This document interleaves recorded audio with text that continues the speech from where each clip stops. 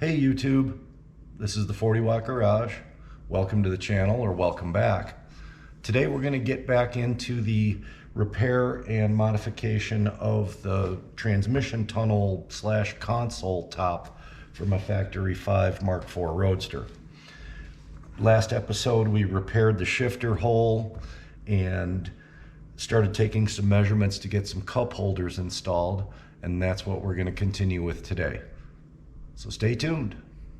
I spent some time on Amazon, did a search for cup holders, and there must have been 6 or 7 pages of cup holders. And I typed in the search parameters, things like that, but I ultimately just wound up looking through them. And some of them had dimensions, some of them did not. Some of the dimensions were in imperial, some were in metric. So I picked a few that I hoped would fit my needs and ordered them in. And let's start with this one here. This thing could probably handle your standard 2.5 gallon big gulp or the largest Yeti or Stanley thermal mug that you could come up with, but it is just too big. It's got the stepped bottom, which, yeah, it'll accommodate a standard pop can, but it still clanks around in there. Here's a bottled water from a big box store. It barely stays upright. 16-ounce soda bottle. It kind of registers. 20-ounce or 24-ounce soda bottle. Kind of rattles around in there. And it was just too big and too deep. Did have a drain hole provision, but that's not such a big deal. So this guy was out. Then there was the smaller stainless steel cup. And this is nice. It's not terribly deep. It will fit a soda can tightly. But anybody that has one of these cars knows that you don't drive with something that's not sealed on top. The big box water bottle, that'll fit, doesn't want to tip out. Squishy side water bottle, but your standard 20-ounce soda won't fit, or the a little bit larger soda won't fit. This one's out. Then I went to a deeper. This one is plastic. It'll take a standard can. I mean, this is a slip fit. It'll take the water bottle. It'll take another water bottle, but no soda bottle, large or small. So this guy's out. The one that made the cut finally was this aluminum one. It is pretty deep. It'll take a 16, a 20, a regular water, the tall, and a standard soda can. So this is the one that I ultimately went with. So let's take some measurements and confirm some things and get on to the next step. One thing I was glad that I did during the construction of the car was that when I laid this piece in place, I went underneath the car and traced the outlines of the structural braces that crisscross underneath this cover, and gives me a very absolutely accurate placement of those braces.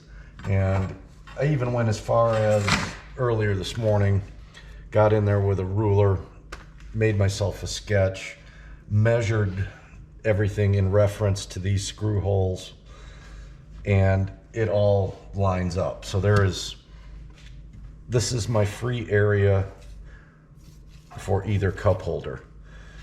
They can't fit side by side because of this brace. They are going to be staggered.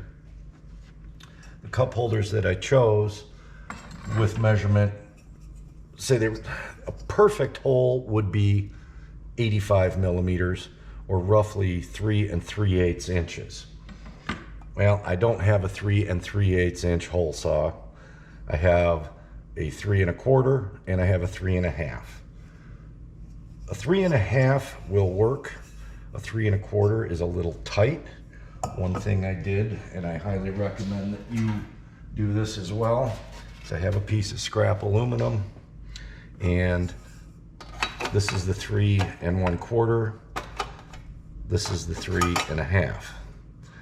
Now the 3 1/2 has a bit of slop, but my plan, if this works the way that it's supposed to, because this is still upholstered,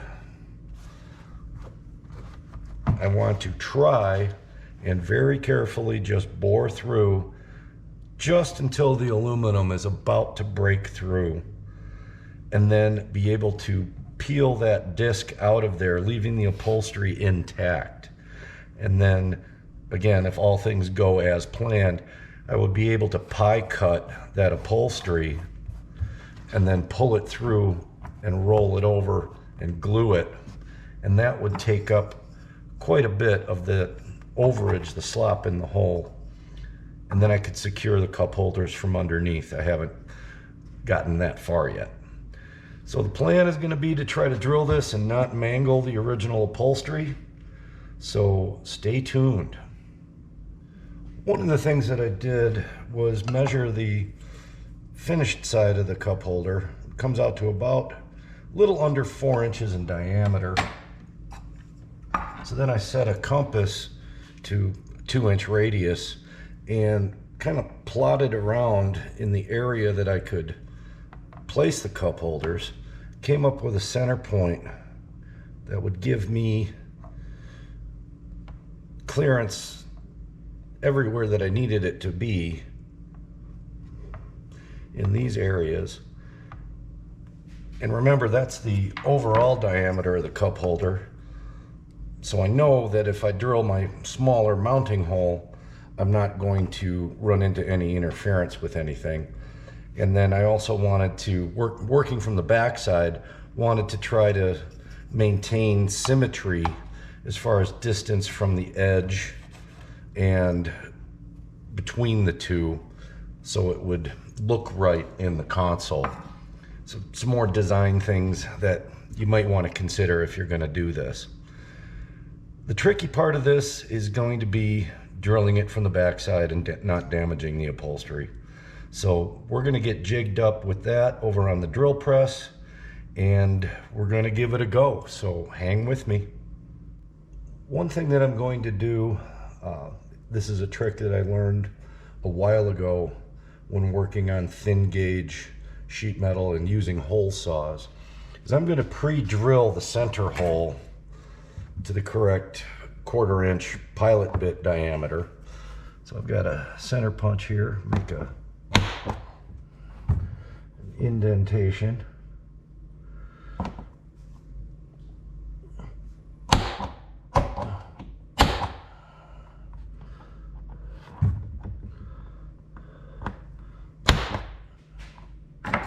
And I've got a piece of sacrificial wood underneath so I don't drill into my workbench.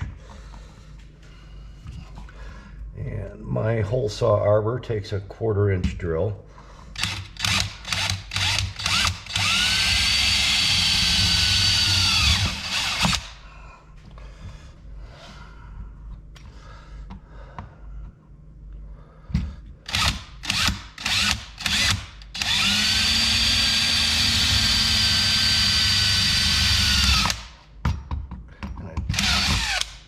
Just want to break through, don't want to drill all the way through. Didn't even break the surface of the upholstery. So we need to go a little deeper, but I didn't want it to snag and tear. So go.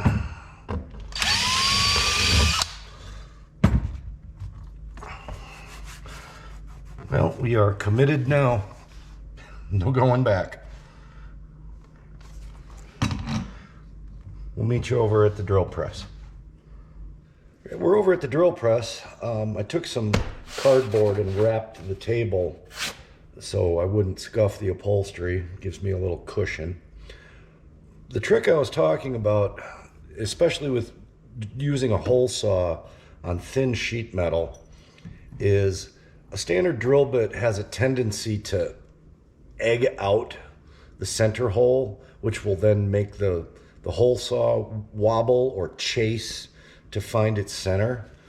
And a while ago, I had a long shank 1/4-inch drill bit and I broke it, but I salvaged the shank of that bit, ground around on one end, and now I have a nice piece of 1/4-inch tool steel that I can put in to my drill press or into my drill arbor. And when this is in place and you pre-drill the hole, this is a smooth shank shaft and it won't cut into that center hole and egg it out. I've got my 3.5-inch hole saw. I'll get that mounted on the arbor.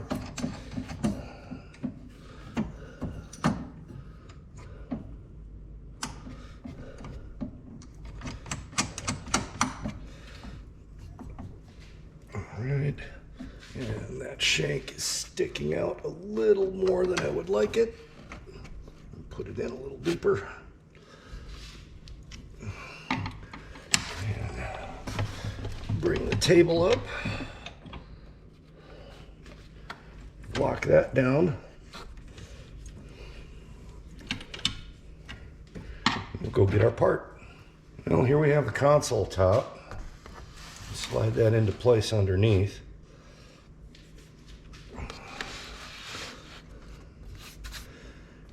Another thing to remember about hole saws, they have a very aggressive tooth per inch count.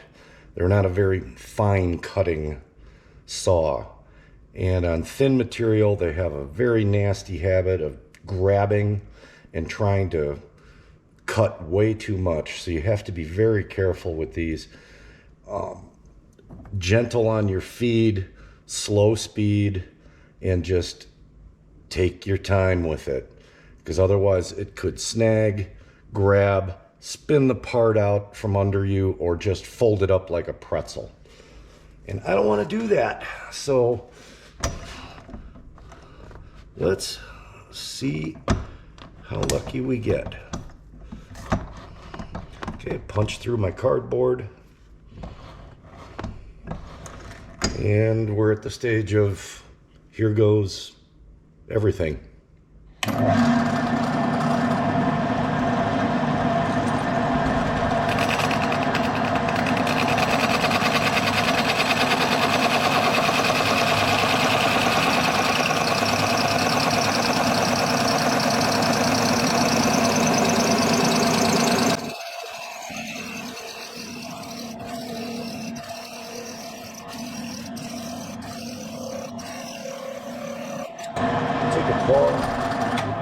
We'll pause here for a little bit. If you notice that while I'm cutting, my drill press is stalling, and that's kind of on purpose. I have the belts set with not a lot of tension because I don't want the machine to have a ton of torque so that it will stall the cutter as opposed to powering its way through. And another thing is you have to have a very sharp hole saw. Trying to do this with a dull cutter is just going to generate heat, and you don't want that. So let's continue. And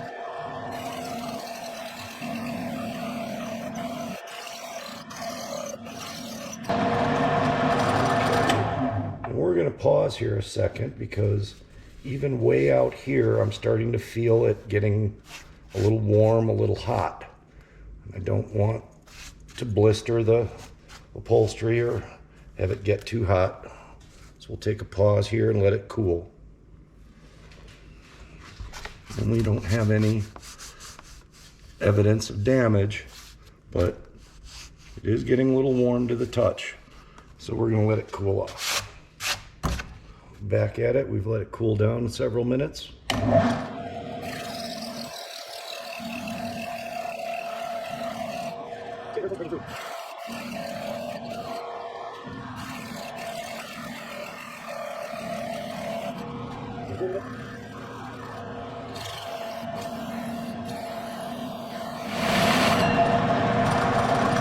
Okay, it's just started to break through.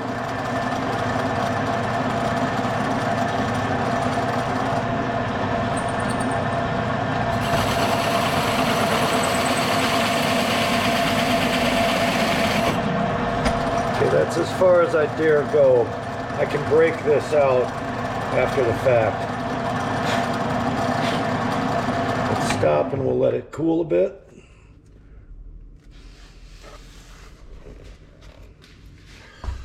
And we have not damaged the upholstery.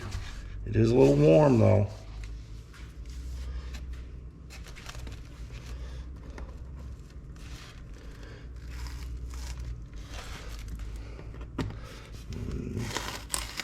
That is what I wanted to be able to do, was just peel it free from the upholstery, take the slug out. That worked perfectly. Let's let this panel cool and we'll drill the second hole. Okay, panel's had some time to cool, and now we will go with hole number 2. Let's see if lightning strikes twice in the same place.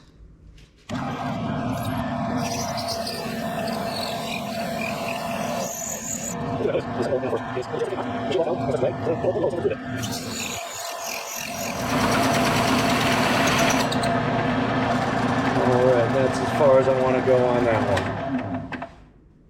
That's about as far as I want to go on that one. It's very nearly all the way through. Let's take it over to the bench and see what we got.